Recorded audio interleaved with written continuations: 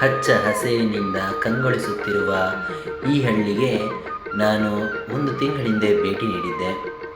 ಈ ಹಳ್ಳಿಯಲ್ಲಿ ನೋಡಿದಂಥ ಅನೇಕ ದೃಶ್ಯಗಳು ನನ್ನ ಜೀವಮಾನದಲ್ಲಿ ಯೌವನ ಚಿಕ್ಕ ವಯಸ್ಸಿನಲ್ಲಿ ಏನು ನಾನು ಕಳೆದಿದ್ದೇನೋ ಆ ಒಂದು ಎಲ್ಲ ದೃಶ್ಯಗಳನ್ನು ನನಗೆ ಮರುಕಳಿಸಿದಂತಿತ್ತು.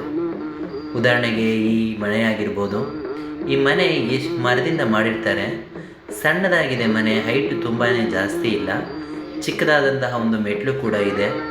ಅದ್ರ ಮೇಲ್ಗಡೆ ಒಂದು ಅಟ್ಟ ಇದೆ. ಇದು ನಮ್ಮ ಹಳೆ ಮನೆಯಲ್ಲಿ ಇದೇ ಥರ ಇತ್ತು. ಈ ಅಟ್ಟವನ್ನು ಪೂರ್ತಿ ಮರದಲ್ಲಿ ಮಾಡಿರ್ತಾರೆ. ಅದ್ರ ಮೇಲೂ ಕೂಡ ಮಲ್ಕೋಬೋದು. ನನಗೆ ಮಾಲ್ಗುಡಿ ಡೇಸಲ್ಲಿ ಹೇಗೆ ಒಂದು ಚಿತ್ರೀಕರಿಸಲಾಗಿತ್ತು ಅದೇ ಥರ ನನಗೆ ಈ ಮನೆ ನನಗೆ ಫೀಲ್ ಆಗ್ತಾಯಿತ್ತು.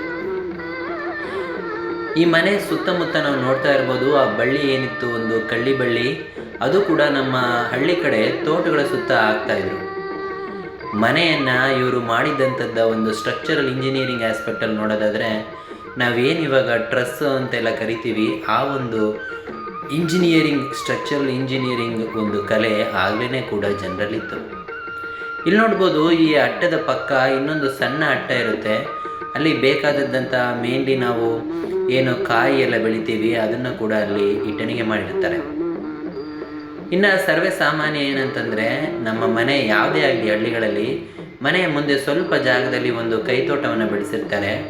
ಈ ಒಂದು ಕೈತೋಟದಲ್ಲಿ ಇಲ್ಲಿ ನಾನೇನು ನೋಡಿದೆ ಅಂದರೆ, ಎಲೆ, ಹೂವು ಈ ರೀತಿಯಾದಂಥನ್ನು ಬೆಳೆದಿರ್ತಾರೆ.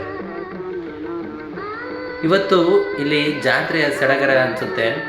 ಹಾಗಾಗಿ ಇಲ್ಲಿ ಜಾತ್ರೆಯ ಸಡಗರದಿಂದ ಕಂಗೊಳಿಸ್ತಾ ಇದೆ. ಎಲ್ಲ ದೇವಸ್ಥಾನವನ್ನು ಸ್ವಚ್ಛಗೊಳಿಸಿ ಊರಿನ ಜನ ಎಲ್ಲ ಸೇರಿಕೊಂಡು ಇಲ್ಲಿ ದೊಡ್ಡದಾದಂತಹ ಒಂದು ಮೆರವಣಿಗೆಯನ್ನು ಪ್ರಿಪೇರ್ ಮಾಡೋಕ್ಕೆ ತಯಾರಾಗ್ತಾ ಇದ್ದಾರೆ.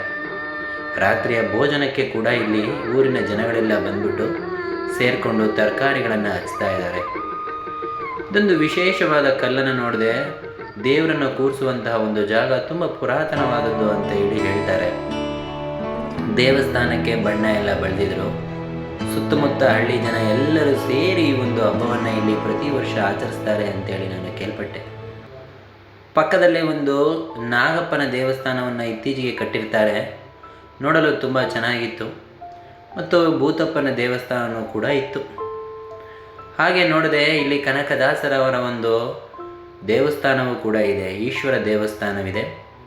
ಈ ಗೋಪುರದಲ್ಲಿ ಕುದುರೆ ಹಾಗೂ ಕುರಿಮರಿಗಳನ್ನು ನೆಟ್ಟಿರ್ತಾರೆ. ಸಣ್ಣದಾದ ತೇರು ಕೂಡ ಇಲ್ಲಿ ತಯಾರಾಗ್ತಾ ಇತ್ತು. ತೇರನ್ನು ಎಳೆಯಲು ಜನ ಮತ್ತು ಯುವಕರು ಆತುರದಿಂದ ತುರಿತಾ ಇದ್ರು. ಇಲ್ಲಿ ಮುಂದೆ ಸಾಗೋಣ ಅಂತ ಹೀಗೆ ಹೋಗ್ತೀವಿ. ಒಂದು ಸುಂದರವಾದ ಮಣ್ಣಿನ ಮನೆ ನಮಗೆ ಗೋಚರಿಸುತ್ತೆ. ಆ ಮಣ್ಣಿನ ಮನೆ ತುಂಬಾ ಅದ್ಭುತವಾಗಿ ಇದೆ. ಯಾವುದೇ ರೀತಿಯಾದಂಥ ಕಾಂಕ್ರೀಟ್ ಇಲ್ಲ, ಏನಿಲ್ಲ. ಮಣ್ಣಿನಿಂದ ಬ್ಲಾಕ್ಸ್ ಮಾಡಿಬಿಟ್ಟು ಕಟ್ಟಿರ್ತಾರೆ. ಹಾಗೆ ಸುತ್ತೊಡೆಯೋಣ ಅಂತೇಳಿ ಊರಿನ ಸುತ್ತೊಡೆಯೋಣ ಅಂತೇಳಿ ಸ್ವಲ್ಪ ದೂರ ಹೋಗಿ ನೋಡಿದ್ರೆ, ಅಲ್ಲಲ್ಲಿ ಎಲ್ಲ ಆಲ್ರೆಡಿ ಹಾರ್ವೆಸ್ಟ್ ಮಾಡಿದಂತಹ ಗಿಡಗಳನ್ನು ಎಲ್ಲ ಒಂದು ಗುಂಪಾಗಿ ಮಾಡಿ ಇಟ್ಟಿರ್ತಾರೆ.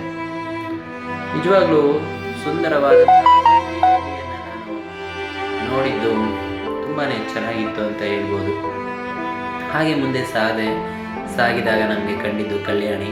ಆ ಕಲ್ಯಾಣಿನೂ ಕೂಡ ತುಂಬ ಸ್ವಚ್ಛಗೊಳಿಸಿ ನೀಟಾಗಿ ಇಟ್ಕೊಂಡಿದ್ದಾರೆ. ಆದರೆ ನೀರಿಲ್ಲ. ಇಂಥ ಸುಂದರವಾದ ಹಳ್ಳಿಯ ದೃಶ್ಯಗಳನ್ನು ನಾನು ಅವಾಗವಾಗ ಸೆರೆ ಹಿಡಿತಾ ಇರ್ತೀನಿ. ನಿಮಗೂ ಕೂಡ ಈ ಥರ ಹಳ್ಳಿಯ ದೃಶ್ಯಗಳು ಸೆರೆ ಹಿಡಿಯೋಕ್ಕೆ ಇಷ್ಟ ಇದ್ದರೆ ಲೈಕ್ ಮಾಡಿ, ಕಮೆಂಟ್ ಮಾಡಿ, ಶೇರ್ ಮಾಡಿ. Thank you.